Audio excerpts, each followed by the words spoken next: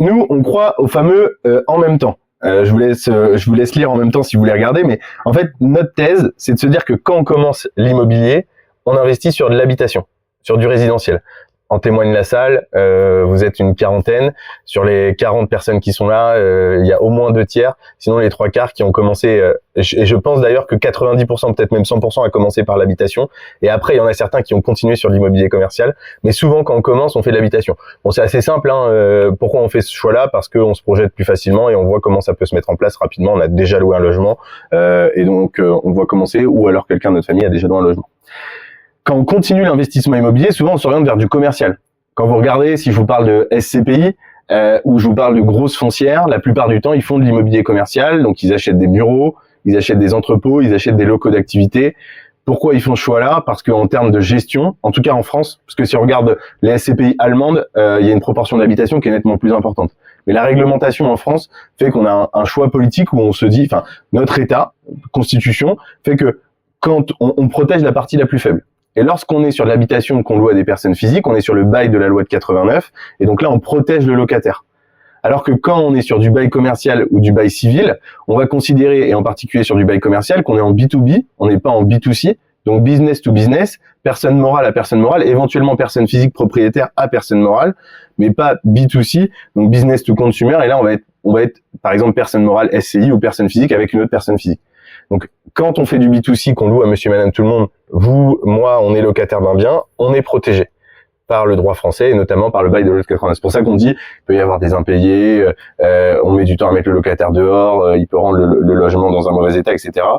Il y a une solution qui est très bien, qui s'appelle Visal. Je sais pas si vous l'avez utilisé, mais ça fonctionne très bien. Pour le coup, je sais qu'il y a des investisseurs qui disent que c'est pas toujours une bonne solution. Moi, je suis pas du tout d'accord. Je l'ai utilisé pour moi sur des logements, j'ai eu des impayés, etc. Ça s'est hyper bien passé. Pour le coup, l'État fait pas grand-chose pour les investisseurs immobiliers, mais ça, ils ont fait quelque chose de bien. Le dispositif Visal fonctionne bien. Ceci étant dit, Visal fonctionne pas partout tout le temps, notamment sur des grandes villes, parce que on va avoir d'autres réglementations qui viennent s'appliquer. On l'a dit tout à l'heure, le plafonnement des loyers, notamment en région parisienne. On va avoir le sujet des DPE, des PEG. Je vous apprends rien, j'imagine, à partir de tout récemment. Enfin voilà, on a tout un tas de réglementations qui viennent s'appliquer et qui font que ces grandes structures, ces gros investisseurs vont plutôt faire le choix de se positionner sur de l'immobilier professionnel, l'immobilier d'entreprise, et aussi appelé d'une certaine manière par extension de l'immobilier commercial, puisque le bail utilisé est un bail commercial. Et nous, on s'est dit on va pas faire l'un ou l'autre, parce que notre théorie et notre thèse, c'est de se dire qu'on est sur une digitalisation de plus en plus forte de la société. Bon là on se voit physiquement et c'est cool, mais en soi vous auriez pu me regarder en replay sur YouTube, vous auriez pu me voir en vidéo sur Spotify. Stéphane, on passe au moins 2 heures par semaine à regarder. Je sais que tu passes pas mal de temps à regarder les vidéos, donc voilà, indirectement on passe du temps ensemble à travers ces contenus vidéo. Donc il y a des choses qui peuvent se faire à distance. Évidemment, ça a été précipité par le Covid sur la partie bureau. Si là je dis à tout le monde d'investir dans des bureaux, je pense que on se pose beaucoup plus de questions qu'avant 2020. Mais nous, notre thèse, c'est de se dire que ça va se propager de manière générale à l'immobilier commercial et notamment au commerce. Le commerce, c'est une très bonne solution, une très bonne stratégie d'investissement. Maintenant, le risque dans les années à venir, selon notre thèse, c'est de se dire que la digitalisation de la société étant de plus en plus forte, eh bien, il est possible qu'il y ait une traction moins importante sur ces commerces. Ça veut dire quoi? Ça veut dire que là où avant vous aviez l'obligation, il y a 20 ans, d'avoir un commerce pour être présent et pouvoir vendre vos produits. Aujourd'hui, on est sur un entre-deux. 50%, vous savez, on dit souvent, aux États-Unis, ils ont 10 ans d'avance. 50% des Américains ont Amazon Prime, je crois, enfin, ou le truc où vous avez un abonnement et vous savez, vous êtes livré plus vite. Donc, il y a de fortes chances qu'en France, ça se développe aussi de plus en plus. Je dis pas, encore une fois, je dis pas que les commerces vont disparaître. Mais simplement, on voit de plus en plus, vous savez, les DNVB, Digital Native Brand. Les marques qui naissent sur Internet et ensuite qui vont aller chercher des locaux commerciaux pour pouvoir être présents. Encore une fois, je dis pas que ça va disparaître, je dis juste que là où auparavant, on avait des prix qui étaient extrêmement élevés parce qu'on n'avait pas le choix pour avoir cette présence-là, demain, on peut avoir une présence digitale et en plus une présence physique. Et donc, de fait, les loyers pourront être chahutés parce que les marques ne seront plus prêtes à payer un prix aussi élevé qu'auparavant, puisque de fait, ils peuvent avoir aussi leur traction d'une autre manière. Notamment, je pense au restaurant, par exemple. Enfin, je sais pas vous. Moi, quand je vais chercher un restaurant, une fois sur deux, et en particulier quand je suis pas dans une ville que je connais, je vais soit sur TripAdvisor, soit sur Google, et je regarde les avis Google. Et même si le restaurant il est à 500 mètres et qu'il est pas dans la rue passante, je m'en fiche. Je prends celui qui est le mieux noté, et donc de plus en plus, on imagine une consommation comme ça. Maintenant qu'on a dit ça, on s'est dit, du coup, on va pas faire. On a la résilience de l'actif sur l'habitation, puisqu'on a du mal à voir de l'habitation, des logements qui changent drastiquement assez rapidement. C'est pas impossible, mais on a du mal à l'imaginer. Donc on se dit, l'habitation va rester un actif résilient. Il est moins financiarisé que de l'immobilier d'entreprise. Pour la simple et bonne raison qu'on a moins d'acteurs professionnels, on a plein de gens qui se positionnent pour de la résidence principale, de la résidence secondaire, et donc du coup on a une financiarisation moins importante. Là où sur du bureau, grosso modo, bureau, commerce, entrepôts, locaux d'activité, c'est quasi systématiquement pour de l'investissement, éventuellement certaines entreprises pour elles-mêmes, mais la plupart du temps c'est comme ça que ça fonctionne. Et donc du coup on s'est pas dit on va faire l'un ou l'autre, on va faire les deux en même temps. L'idée est simple, conjuguer le meilleur des deux mondes de l'investissement, prendre la résilience de l'actif et les intérêts de l'immobilier professionnel, puisque si on veut développer un patrimoine, avoir un bail commercial, ça permet plein de choses. On va voir les avantages après de la niche, mais du coup, ça permet plein de choses et donc d'avoir un deal plus juste pour les investisseurs. Donc, c'est le choix qu'on a fait et du coup, on va vous présenter. Je vais vous présenter. Là, je vais vous donner pas mal d'infos, du boulot qui a pris du temps, mais je vais vous donner des exemples d'organismes avec qui on passe, des entreprises ou des organismes publics. Parce que pareil, même chose, est-ce que si je parle, je vais donner un nom au hasard, alors je vais en donner un après, vous allez comprendre, mais si je dis Coalia, est-ce que ça parle à quelqu'un, à main levée? Est-ce qu'il y a quelqu'un qui connaît cet organisme? Ok, une personne, deux peut-être, t'as levé la main aussi? Ok, Coalia, tu sais ce que c'est? Qu'est-ce qu'ils font? C'est une asso qui s'occupe notamment de gérer les migrants et les personnes en difficulté liées à l'habitat. Ouais, c'est ça, exactement. C'est pas que les migrants, mais c'est une partie en effet de publics qui ont besoin d'être logés. Coalia, c'est un organisme. Il y en a des centaines en France. Juste pour info, pour vous donner un chiffre, parce que souvent c'est assez lunaire. Coalia, c'est 100 000 personnes aidées. Donc vous voyez, en France, le nombre de personnes qui sont aidées. Si je vous en donne un autre, ça va vous parler tout de suite, c'est la Croix-Rouge. La Croix-Rouge, évidemment, vous les voyez, vous, quand vous allez faire le 21 km ou le 42 km ou les 10 km parce qu'ils sont là pour vous aider, ou alors que vous allez au festival Les Vieilles Charrues et qu'ils sont là pour vous récupérer parce que vous avez trop bu. Mais grosso modo, ils font pas que ça, la Croix-Rouge. Ils logent aussi énormément de personnes. Et donc, il y a ces groupes-là. Il y a aussi le groupe SOS, il y a Aurore. Juste pour vous donner une idée, je sais plus le nom, mais en Île-de-France, parce qu'il y a quand même une concentration, par contre, qui est assez, comment dirais-je, elle est assez homogène dans le sens où elle est concentrée sur l'Île-de-France. Comme beaucoup de choses aujourd'hui en France, on concentre beaucoup de choses sur l'Île-de-France, donc on a une demande très forte, mais on a juste un organisme public, encore une fois, je me souviens plus du nom, mais qui est situé dans le nord-ouest de l'Île-de-France. Juste eux, ils ont 6000 logements dans un département. Donc c'est pour vous donner l'idée un petit peu, la possibilité qu'il y a sur ce type d'actifs. Et on a évidemment les entreprises, et on va y venir, parce que c'est aussi une solution intéressante. Alors nous, il y a 3 villes où on s'est développé. Évidemment, on a commencé par l'ouest de la France. Habituellement, je dis on a commencé par la Bretagne, mais là, je suis chez des Bretons, donc si je dis Bretagne pour Saint-Nazaire, je vais me faire engueuler. Mais on a commencé par l'ouest, parce que moi, je suis de Vannes. Et donc forcément, on a voulu aller au plus proche pour commencer à se développer. Donc, on a commencé par Saint-Nazaire. Évidemment, si je parle de Saint-Nazaire, j'imagine que ça va vous parler. Là, on a des partenariats notamment, pas directement, en tout cas pas toujours avec les chantiers de l'Atlantique, mais on a 3 fleurons principaux. Il y en a 2 qui sont notés ici. Est-ce que vous les connaissez? Quelqu'un les connaît ou pas, les 3 fleurons principaux de Saint-Nazaire? Airbus, ouais. Chantier de l'Atlantique. Quelqu'un a le 3e, il est un peu plus compliqué. La raffinerie de Donge. C'est pour ça qu'on a mis Total ici. Et ça, vous savez ce que c'est ou pas? Bah, c'est marqué, je suis un peu idiot. Mais quelqu'un le savait ou pas qu'on allait avoir un nouveau porte-avions en France? Ouais. Mais on va avoir un nouveau porte-avions qui se construit en France. Alors là, en ce moment, ils sont en train de faire les plans à Lorient. Mais pour le coup, c'est l'Ouest qui a récupéré le dossier. Et alors, le nom, a priori, il y a 2 noms qui se disputent, mais il y en a un, ça devrait peut-être être Simone Veil. Donc ça, c'est pour la culture personnelle.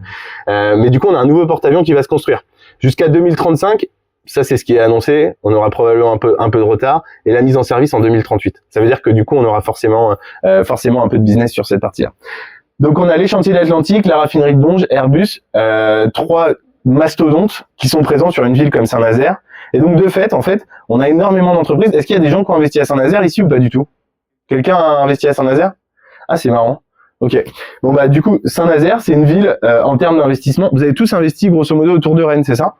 Enfin, du coup, toi, en Île-de-France, mais non? Qui a investi assez loin d'ici, genre plus de 200, 300 km? Ouais? Toulouse? T'es là-bas? Ok. D'accord. T'as pas fait le déplacement pour aujourd'hui? Ouais, du coup, tu disais Île-de-France? Ok, ah oui, vous êtes ensemble. Ok. Vous avez le droit de vous asseoir à côté, si vous voulez. Surtout qu'il a une chaise à côté de lui, je crois. Non, mais moi, je suis bon élève et lui, il est mauvais élève. Ok. Du coup, toi? À Roubaix. Ok. Ah, t'es de Lille? J'ai vécu 6 ans dans le Nord. Ok, ça marche. Et du coup, maintenant, t'habites à Rennes? Ouais. Ok. Bon bah du coup, Saint-Nazaire. Saint-Nazaire, c'est une très bonne terre d'investissement pour la simple et bonne raison que les prix sont encore pas très élevés. Même si ça a tendance à augmenter. Et du coup, on a une certaine pérennité quand même de son choix. Notamment, alors il n'y a pas que la construction du porte-avions, il y a aussi des paquebots à côté qui se construisent. On n'a pas que les chantiers de l'Atlantique, on a la raffinerie de Donge, on a Airbus. Et du coup, ça permet d'avoir des rendements vraiment sympas. Alors, petit tips aussi que j'ai mis du temps à apprendre. Pour vous donner un peu des informations. Quand vous louez à des entreprises ou à des organismes publics, peu importe où c'est, ils vont pas raisonner en surface, ils vont pas raisonner en type de bien, est-ce que c'est une maison, est-ce que c'est un appartement, est-ce que c'est un immeuble, ils vont raisonner en nombre de chambres. Donc ça veut dire que le sport national, nous notre job aujourd'hui, c'est de trouver des logements dans lesquels on peut mettre le plus de chambres possible sans modifier drastiquement la configuration du logement. Pour la simple et bonne raison que si demain on a un changement de locataire, si au bout de 5 ans, 10 ans, le locataire part, on a une facilité de revente pour revendre en résidence principale, en résidence secondaire, ou simplement pour revendre à des investisseurs, mais qu'ils aient la possibilité de le modifier assez facilement. Ce qui marche assez bien, c'est soit les maisons individuelles, soit les appartements. Appartements en Ile-de-France qui marche bien, toi qui as investi en Ile-de-France, c'est appartements en région Ile-de-France, parce que dans Paris, ils sont moins équipés comme ça, dans des bâtiments de 3 étages grosso modo, et souvent vous avez un double salon séjour. Vous avez juste à mettre une cloison au milieu et ça vous permet d'avoir 2 chambres supplémentaires juste en rajoutant une cloison. Donc si demain vous voulez la faire sauter, vous avez juste à péter la cloison. Et donc ça vous permet de passer souvent d'un 2 chambres à un 4 chambres ou un 3 chambres à un 5 chambres. Et ça vous permet d'avoir des rendements sympas. Autre tips aussi, si vous investissez, qui a acheté une maison en investissement à main levée?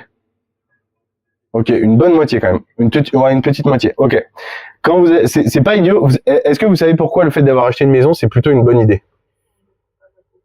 Dépend pas de la copro, c'est vrai, on est en monopropriété, c'est vrai, c'est une bonne raison. C'était pas celle à laquelle je pensais, mais en effet, ça fait partie. Comment? C'est plus, alors oui, pourquoi c'est plus facile à revendre? Ça peut devenir plus facilement une résidence principale. Ouais, ça peut. Alors, si je vous dis que il y a une probabilité plus importante que les maisons se valorisent plus que les appartements. Est-ce que vous avez une idée pourquoi pas? Avec la nouvelle loi sur le terrain. Exactement. Ouais, toi, t'écoutes trop les podcasts, c'est trop facile. En fait, si je parle de la loi ZAN, est-ce que ça parle à quelqu'un ou pas? Ok. En gros, la loi ZAN, c'est 0 artificialisation nette. Alors bon, comme à chaque fois, l'État, vous savez, ils sont plein de bonnes idées, puis ensuite ils reviennent un peu en arrière en disant bon, c'est bien ce qu'on avait. Alors, je vais vous raconter une petite histoire pour que je puisse étayer le propos de la loi ZAN. Il y a 1 semaine et demie, j'étais à un dîner, il y avait Anne Aiglemer qui était là. Vous savez, c'est la dame qui a fait la loi anti-Airbnb qui est du Finistère. Puis donc Madame Lemeur fait son discours, elle explique, etc. Et puis à un moment donné, celui qui organise la soirée, donc c'est un très bon copain à moi, il vient me voir, il me dit Amaury, viens, je vais te faire parler à Anne Aiglemer. Donc on a parlé pendant une vingtaine de minutes. Et vous savez ce qu'elle faisait avant, Anne Aiglemer, avant de faire des lois en tant que députée sur l'investissement immobilier et sur l'immobilier de manière générale? Quelqu'un a une idée ou pas de ce qu'elle faisait? Elle faisait l'inverse, ça se trouve. Elle faisait pas exactement l'inverse, mais elle faisait un métier totalement différent. Elle était kiné de la main. Voilà ce que faisait Madame Lemeur. Donc Madame Lemeur, en fait, elle est députée aujourd'hui. Elle va proposer des lois. Alors c'est bien, hein, c'est dynamique, ça permet de faire évoluer le marché. Elle se renseigne. Mais en fait, il y a quelques années, Madame Lemeur, vous pouviez aller la consulter comme on va consulter aujourd'hui un kiné pour la main. Donc ça veut dire qu'elle a jamais travaillé dans l'investissement immobilier. Je lui ai pas posé la question, mais je pense qu'elle a même jamais fait d'investissement immobilier tout court. Elle a peut-être juste acheté une résidence principale. Il y a pas de jugement. Comment? Comme Borne à l'éducation nationale qui le jour de son investiture dit je connais rien dessus. Bah, c'est possible. Bon, alors pour le coup, Borne, elle a quand même fait Polytechnique. Ouais. Donc bon, elle a peut-être un petit peu eu un cursus scolaire, mais pour le coup, moi je suis très étonné de voir quelqu'un qui se permet de s'avancer sur les sujets d'investissement immobilier alors qu'elle a été kiné toute sa carrière. Enfin, j'imagine qu'il y a beaucoup de choses aussi à faire dans la santé. Ça aurait été tout aussi intelligent d'aller dans la santé. Bon, ceci étant dit, sur la partie investissement, c'est pour vous dire en fait, des fois que les lois, souvent on se dit ah ouais, mais les lois mais comment, enfin ils sont déconnectés de la réalité ceux qui font les lois. La réponse est oui, hein. La réponse c'est oui, ils sont déconnectés d'une part, et deux, ils souvent, malheureusement, ils connaissent pas trop le sujet. Et donc, puis de toute façon, ça se voit. Enfin, on était à une soirée, on était, je sais pas, une 50aine de personnes. Enfin, c'est une personne qui est sursollicitée. Vous voyez, elle a pas le temps de traiter les sujets en réalité. Enfin, encore une fois, elle ferait, à mon avis, elle ferait mieux de faire des lois sur les kinés. Ça aiderait bien plus la profession et qui pour le coup demande à être mieux payé que d'aller nous embêter sur des locations en courte durée et plutôt avoir quelqu'un sur le sujet immobilier. Enfin bon, bref. Ceci étant dit, on a des lois qui sont votées à l'instar de la loi ZAN. Et la loi ZAN, c'est donc 0 artificialisation nette à 2050. Ça veut dire quoi? Ça veut dire que l'État, ça fait partie de la loi climat et résilience, ça a été voté en 2021. Donc déjà entre 2021 et 2031, donc ça c'est en ce moment, eh bien, les communes ont eu moins 50%. Je sais pas si quelqu'un est dans une commune et adjoint au maire ou quelque chose comme ça, mais les communes ont eu une demande où on leur a dit vous avez moins 50%, parfois même plus. Moi, je vous ai dit tout à l'heure que j'ai fait un projet d'aménagement sur une ville qui s'appelle Pontivy. Pontivy, il y avait, on va pas dire de conneries, mais c'est un peu entre 110 et 130 hectares. Je vous donne une fourchette parce que je me souviens plus exactement du chiffre. C'était l'adjoint à l'urbanisme qui m'avait dit ça. Avant la loi ZAN. Post-loi ils ont maintenant 16 hectares ou 12 hectares de terrain constructible. Moi, j'en ai 2. Donc, j'ai un 12e de la constructibilité de la ville. Donc, vous voyez, ça a été drastiquement baissé. Maintenant que j'ai dit ça, l'habitation, tu l'as dit tout à l'heure, tu as dit, oui, ça se revend mieux. En fait, ça se revend mieux parce que, grosso modo, vous et moi, en tout cas, je pense qu'une grosse proportion, si je demande ici, qui veut vivre dans une maison, la plupart des gens vont répondre, oui, moi j'ai envie de vivre dans une maison. Si je vis dans un appartement, c'est pas toujours par choix, c'est juste parce que ça coûterait trop cher d'avoir une maison à équivalence là où je suis aujourd'hui.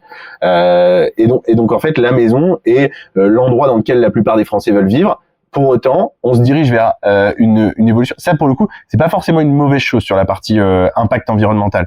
C'est plus la manière dont c'est fait et dont c'est décidé que je critique. Mais d'ici à 2050, l'objectif, c'est qu'on ait grosso modo plus de maisons individuelles construites.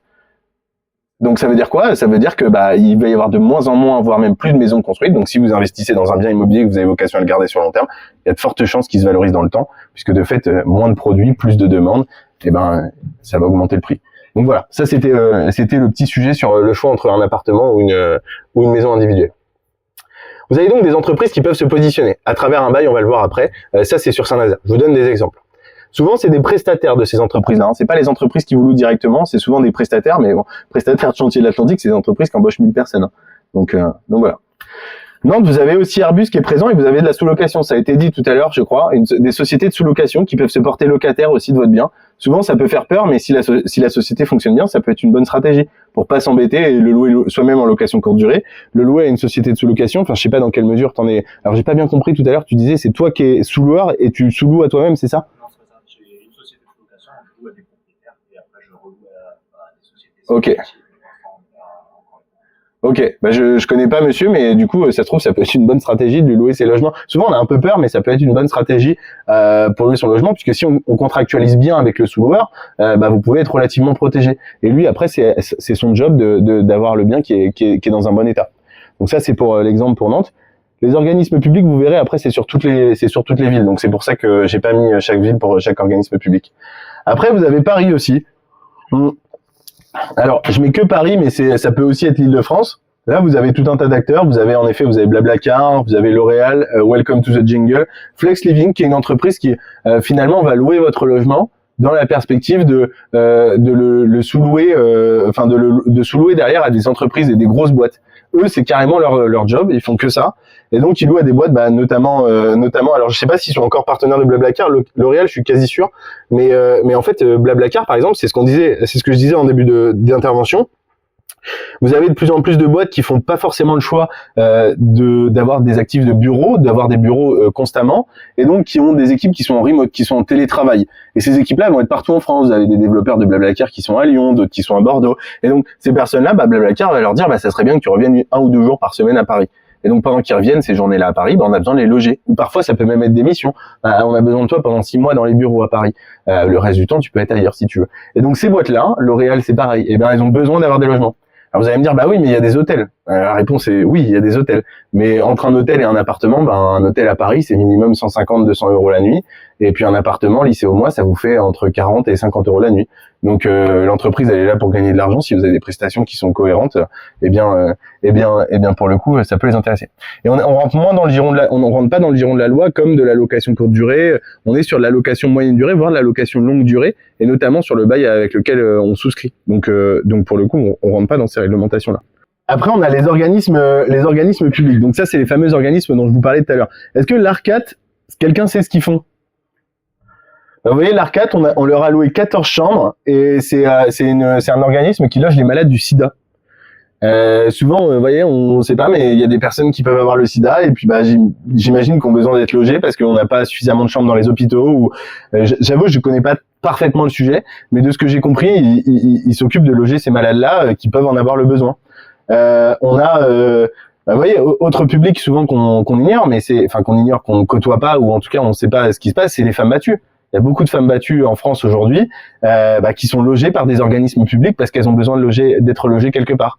On a évidemment, tu l'as dit tout à l'heure, je crois, ça peut être des réfugiés de guerre en Ukraine. Quand il y a eu la guerre en Ukraine, il y a eu un nombre de personnes énormes qui arrivaient en France et d'autres guerres aussi évidemment. Et puis il y a plein de publics, j'en oublie plein évidemment, mais il y a plein de publics qui peuvent être logés. Ce qui est bien avec les organismes publics, c'est que pour le coup c'est national. Comme je vous disais, il y a une concentration assez forte sur l'Île-de-France. C'est aussi pour ça que nous on s'est pas mal développé sur cette région-là. Mais il y a vraiment une demande nationale. Sur Rennes, je sais que par exemple en ce moment, Coalias, il y a des gens qui ont des logements à Bru. Je sais qu'ils recherchent des propriétaires. Donc ça peut être des solutions. Alors ce qui est cool avec ces organismes-là, c'est que on pourrait dire association parce que c'est des associations, mais quand on dit association, ça fait peur aux gens. Donc moi j'utilise organisme public. Et en fait, on pourrait même remplacer ici l'État.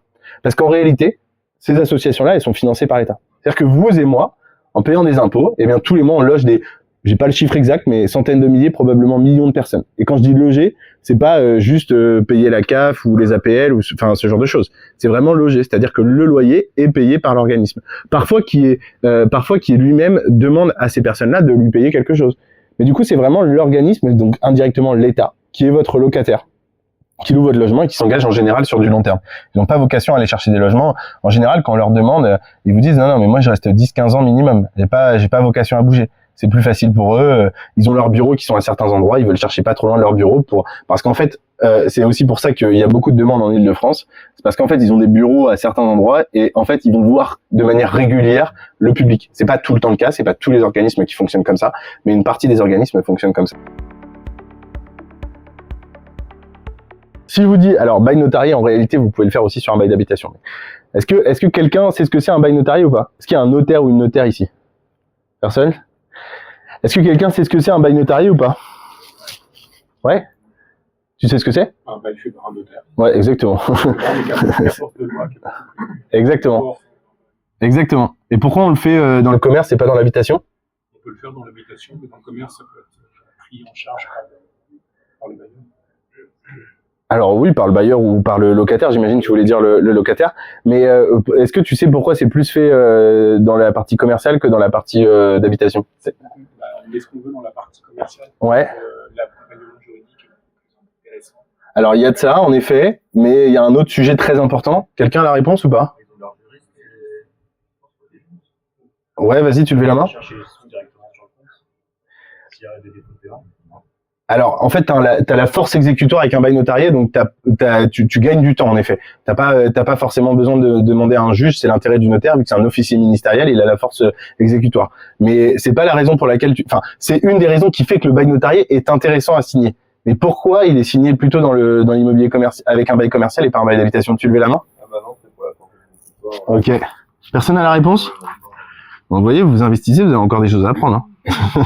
Non, je vous charrie. Alors, le bail notarié, pourquoi on le fait sur un sujet commercial et pas sur un sujet d'habitation? Pour la simple et bonne raison que lorsqu'on fait un bail commercial, on a un engagement long terme. Un bail notarié, ça coûte de l'argent. Ça va vous coûter grosso modo, si vous négociez bien, 1000 balles avec un notaire. Et sinon, il va l'indexer sur le montant des loyers. Donc, ça peut vous coûter 2, 3, 5 000, enfin, voilà, selon le montant que vous pouvez avoir. Et donc, en fait, on ne le fait pas sur un bail d'habitation parce que quand vous louez à monsieur et madame tout le monde, si il veut vous donner le préavis le lendemain du jour où il rentre dans le logement, il a le droit. Techniquement, il peut partir. Et donc, ça veut dire que vous allez avoir un logement que vous louez 500 € par mois, un appartement par exemple, et puis vous allez payer 1500 € de bail notarié ou 1000 €, et puis le locataire part le lendemain, et donc finalement vous aurez juste un mois de loyer pour avoir. Enfin, vous voyez ce que je veux dire, ça n'a pas de sens économique de faire ça, parce qu'on prend le risque d'avoir un locataire qui part rapidement. Maintenant, quand on fait un bail commercial, et c'est pour ça que du coup on le fait beaucoup plus facilement sur un bail commercial, eh bien on va partir sur un 3-6-9, un 6-9-10, un 9 ans ferme, 10 ans ferme, 12 ans ferme. Et donc ça veut dire quoi? Ça veut dire que le locataire va rester très longtemps. Il va rester minimum 3 ans si on part sur un 3-6-9. Bon, il y a des cas où ils peuvent sortir, mais grosso modo, il y a de fortes chances qu'il reste très longtemps. Et donc, du coup, c'est assez intéressant de faire ce bail dans ce cas-là. C'est clair ou pas? Ok. On peut donc avoir un bail civil ou un bail commercial. Ce qu'on n'a pas le droit de faire, parce que j'ai essayé de le faire, c'est qu'on n'a pas le droit d'avoir un bail civil qui reprend les termes du bail commercial. Parce que moi, je m'étais dit, mais en fait, on va faire un bail civil, on va pas s'emmerder, au lieu de faire un bail commercial. Et dans le bail civil, on va enfermer le locataire, c'est-à-dire qu'on va mettre des clauses comme quoi il doit rester 3 ans minimum, 5 ans. Ça, on n'a pas le droit de le faire sur un bail civil. Et donc c'est pour ça que le bail commercial peut faire sens. Le bail civil, nous on l'utilise quand il y a des locataires qui veulent pas s'engager sur du temps long. C'est-à-dire qui nous disent, par exemple, typiquement, à Saint-Nazaire, vous avez des entreprises qui vont avoir des missions de 3 à 5 ans, mais qui peuvent avoir des changements à certains moments, et donc ils vont vous dire, moi je vais rester 5 ans, mais par contre je veux pas m'engager sur 5 ans ferme, parce que pour moi c'est trop risqué, à tout moment je peux partir, etc. Donc du coup ils vont préférer s'engager plutôt sur un bail civil. À l'inverse, un organisme public, lui, va s'engager sur un temps plus long, et donc là ils auront beaucoup plus de facilité à vous signer un 3-6-9 ou un 6-9-10. Pareil, autre tips sur les organismes publics, souvent ce qu'ils vont vous demander, c'est en fait, ils ont des financements sur plusieurs années. Genre en gros, c'est à peu près 10-15 ans. L'État leur dit, souvent c'est 15 ans, il vous dit, OK, pendant les 15 prochaines années, on vous finance.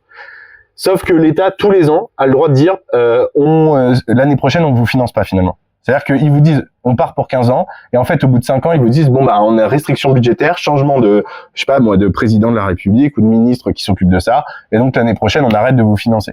Et donc du coup, la probabilité que ça s'arrête, elle est genre inférieure à 1%. C'est pas moi qui le dis, c'est les organismes eux-mêmes à qui j'ai posé la question. Mais du coup, elle existe, et donc ils veulent que dans le bail, ils aient la possibilité de pouvoir sortir si jamais ils n'ont pas de financement. Bon, ce qui est plutôt très bien, parce que ça veut dire que s'ils peuvent pas vous payer, ils ont le droit de partir. Donc, grosso modo, c'est quand même une bonne chose. Enfin, il y a une dernière chose qui est intéressante et non des moindres. Vous êtes quasiment tous investisseurs. Et vous savez comme moi, quand on investit, il y a toujours des petits sujets, genre ballon d'eau chaude qui pète, qu'il faut changer. Il y a les toilettes qui sont bouchées, il faut s'en occuper. Voilà, vous avez toujours des petites choses. Quand vous êtes propriétaire, vous pouvez être responsable. L'avantage quand vous êtes en bail commercial, au bail civil, c'est que vous pouvez donner ce que vous n'avez pas le droit de faire dans un bail d'habitation, parce qu'encore une fois, la réglementation fait que vous n'avez pas le droit de le faire. Mais sur ces différents baux, vous pouvez donner la responsabilité de l'aménagement intérieur au preneur à bail, au locataire. Ça veut dire quoi? Ça veut dire que si demain il y a votre ballon d'eau chaude qui pète, évidemment il faut faire preuve de bonne foi. Mais si au bout de 2 semaines si au bout de 2 semaines il pète, c'est à vous de le changer parce qu'il faut avoir une bonne relation avec son locataire. Mais s'il pète au bout de 3 ans, c'est pas votre responsabilité potentiellement, selon les conditions que vous arrivez à négocier dans le bail. Et ça c'est pas négligeable parce que souvent c'est ce qui fait un peu la différence aussi dans son rendement. Quand une année on a un loyer à 500 € dans un studio et qu'on a un ballon d'eau chaude qu'on change avec l'artisan qui se déplace et qu'on en a pour 600 € plus, je dis une connerie mais il y a un problème au niveau des toilettes et qu'on en a pour 500 €, on se retrouve rapidement, plus la taxe foncière plus les charges de copro, en fait on se retrouve rapidement à avoir un rendement qui est relativement dégradé. Autre sujet, qui va peut-être moins vous concerner si vous êtes moins dans des grandes villes, quoique, mais du coup il y a le plafonnement des loyers. Quand on est sur un bail civil ou un bail commercial, on n'est pas sur le bail d'habitation. Souvent on dit c'est l'habitation qui est réglementée, mais c'est un abus de langage. C'est pas l'habitation qui est réglementée, c'est le bail d'habitation qui est réglementé. Et donc du coup ça veut dire que vous n'êtes pas assujetti à ce sujet-là, plafonnement de loyer. Donc ça veut dire que nous sur Paris intramuros, on peut avoir des loyers qui sont plutôt très intéressants. Les DPE c'est pareil. Ça veut dire que vous n'êtes pas assujetti au sujet des DPE. Pas d'impayé. Alors pas d'impayé, évidemment, les entreprises peuvent ne pas payer. Vous pouvez faire appel à une garantie loyer impayé parce que du coup on n'est pas éligible au dispositif Visal.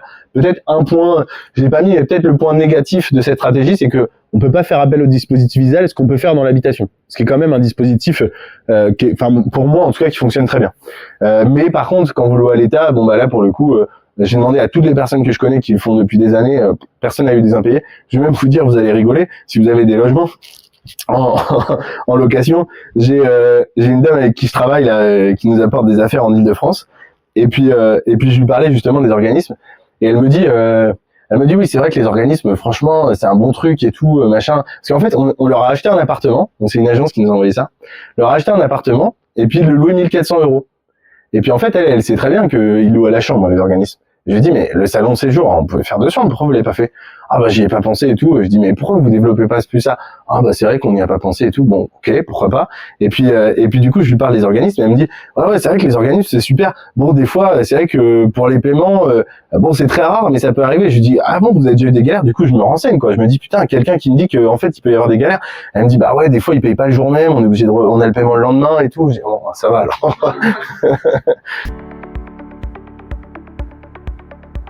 Et du coup, je vous ai mis 2 exemples pour que vous puissiez un petit peu voir ce qu'il est possible de faire.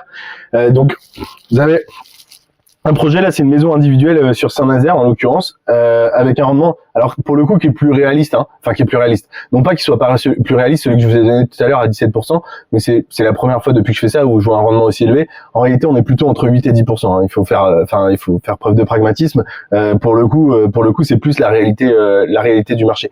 Même si on essaye évidemment de chercher à toujours optimiser ce qu'on fait, nous on a aussi des frais, c'est-à-dire que vous pouvez le faire en direct, donc vous aurez des rendements plus élevés que nous. Mais nous, quand on le fait pour nos investisseurs avec qui on travaille, bah nécessairement on a des frais qui viennent s'apposer sur le projet, et donc du coup, bah de fait, le rendement est un peu grignoté. Et du coup, là, on est sur un projet à un peu moins de 220 000 €, et donc rendement brut et rendement net, on verra à la fin sur les calculs, et une maison qui était relativement propre dans Saint-Nazaire. Bon bah là, du coup, vous voyez, on avait le DPE, on fait des petits travaux de rénovation. Alors, en sachant que, du coup, ça c'est pareil, autre retour d'expérience que je vous donne, c'est pas parce que vous n'êtes pas assujetti au DPE qu'il faut pas, à mon avis, hein, qu'il faut pas chercher à avoir une lettre qui soit la bonne, c'est-à-dire D, enfin aujourd'hui, en tout cas comme la réglementation le propose, pour la simple et bonne raison que demain, vous pouvez revendre ce bien et il sera plus valorisé si on est en DPE-D que si on est en DPE-E, F ou G, parce que il n'est pas dit que les gens qui vous rachètent souhaitent faire la même stratégie. Donc c'est vrai que c'est bien quand même de pouvoir avoir une lettre qui est bonne en sortie. Aujourd'hui, on sait que c'est extrêmement important dans le cas d'une commercialisation d'un bien. Si vous achetez un bien en DPE-G ou F et que vous le rénovez, assez facilement, il suffit de faire quelques travaux et on se retrouve à avoir des DPE de bonne qualité. Donc bon, du coup nous on le fait quasiment à chaque fois. Bon après je vous passe rapidement les infos sur le bien.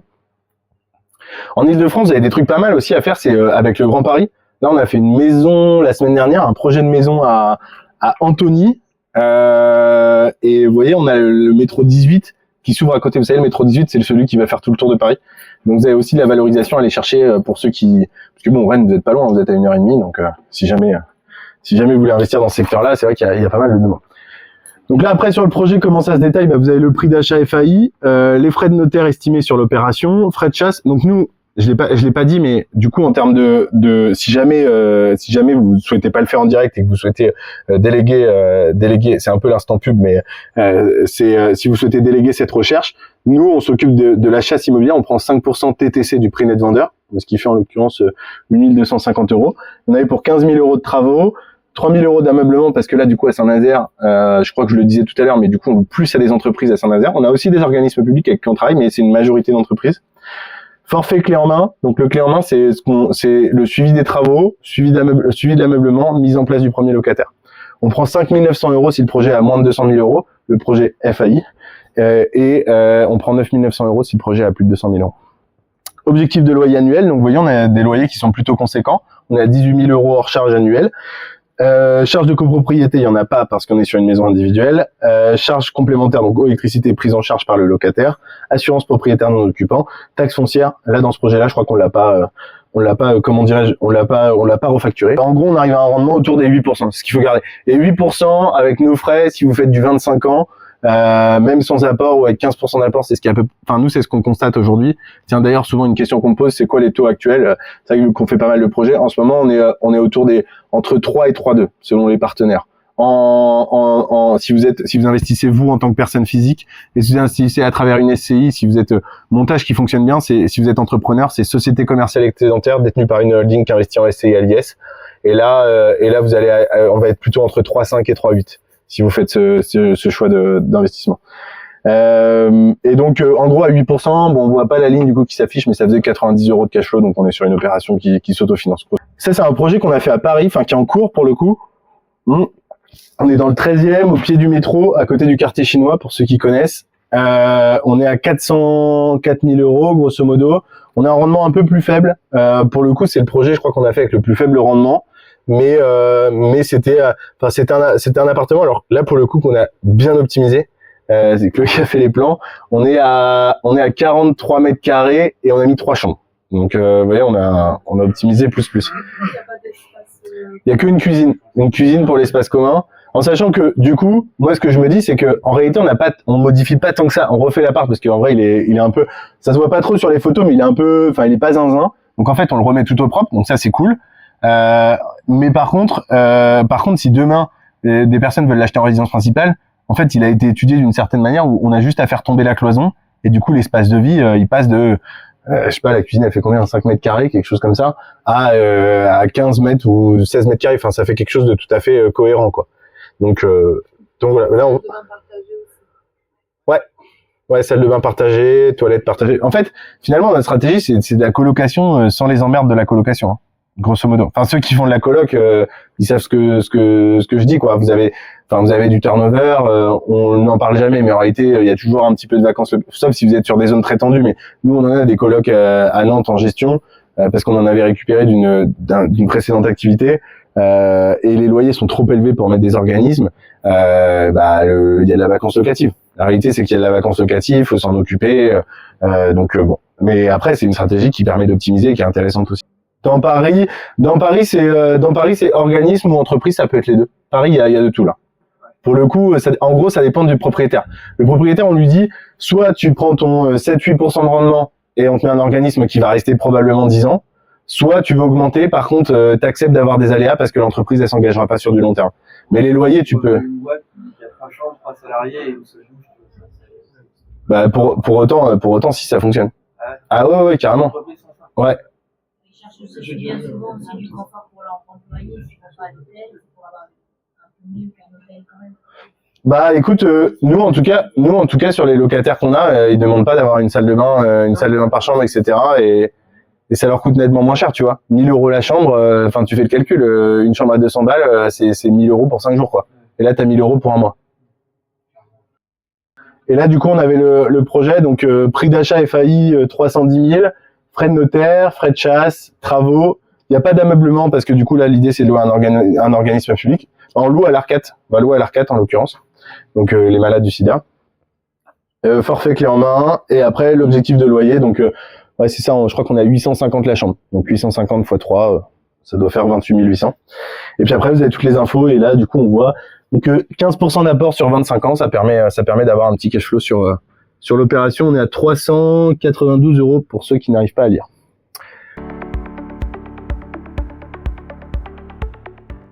Si vous êtes aujourd'hui entrepreneur ou salarié, on a fait un QR code. Ça vous permet de savoir un petit peu dans quelle mesure vous pouvez aller chercher du financement. Bon, si vous êtes investisseur immobilier, vous avez peut-être déjà la réponse, mais ça peut vous aider.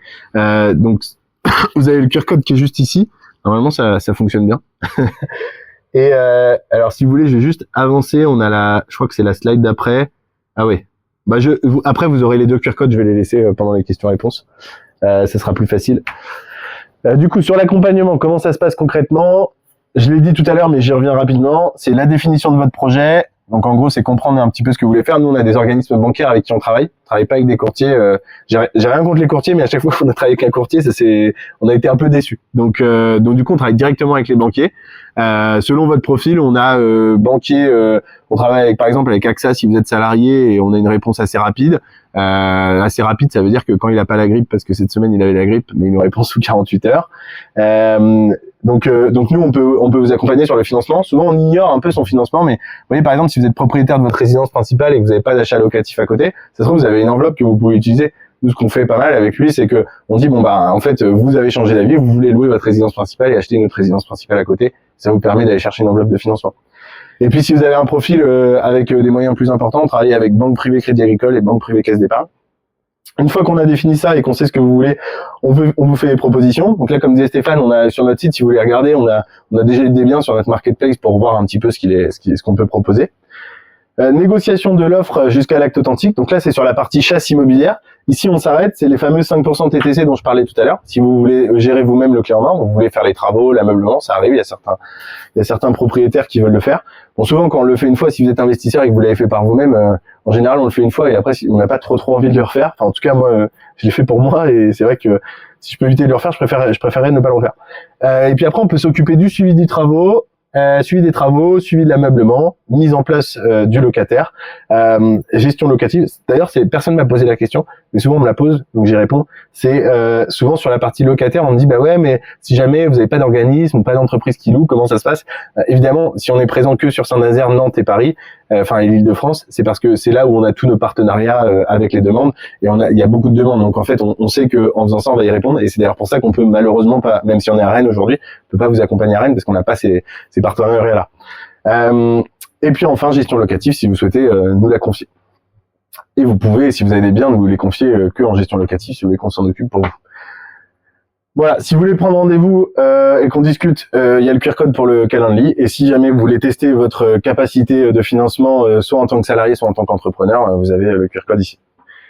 Voilà, merci de m'avoir écouté.